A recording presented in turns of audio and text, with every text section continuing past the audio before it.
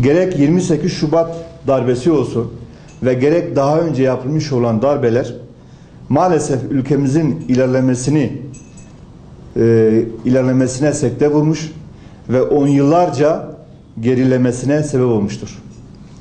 Halkımızın özgür iradesine yapılmış olan bu darbeleri kabul etmiyor ve karşısındayız. Buna teşebbüs edenleri en ağır ceza ile cezalandırılmasının gerektiğine inanıyoruz.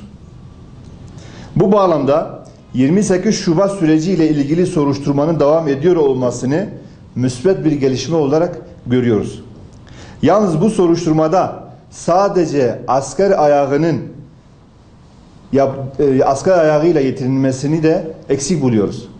28 Şubat sürecinde aktif olarak 28 Şubat sürecine destek vermiş olan iş adamları, bazı banka sahipleri, bazı medya grupları ve bazı STK idarecilerinin de bu süreçten sorgulanması, iç ve dış bağlantılarının tespit edilmesi gerektiğine inanıyoruz. Ve 28 Şubat'ın ülkeye verdiği zararlara bir bakacak olursak, birkaç tanesini hatırlattığımız zaman zaten işin vahameti yine ortaya çıkıyor.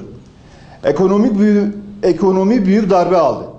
28 Şubat darbesi sonrası 22 tane banka batırıldı ve 50 milyar dolar borç milletin sırtına kambur olarak bırakıldı. Ülkemizin birçok alanında 10 yıllarca gerilemesine vesile oldu. İnsan hakları bağlamında on binlerce kişi mağdur edildi. 28 Şubat darbesiyle gerçek anlamda hesaplaşmanın yapılabilmesi için hükümetten şunları bekliyoruz.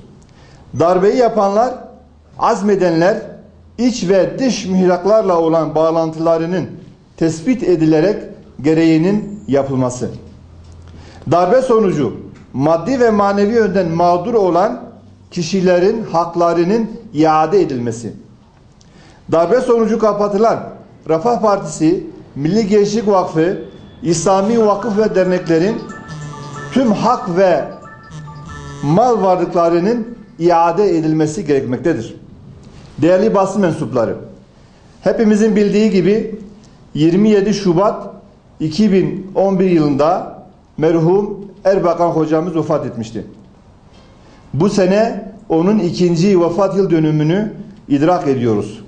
Dolayısıyla bizler de Allah'tan kendisine rahmet, Milli Görüş camiasına da tekrardan başsağlığı diliyor ve bu konuda bütün illerde bir hafta boyunca Erbakan Hoca'yı anlama programları düzenlemekteyiz.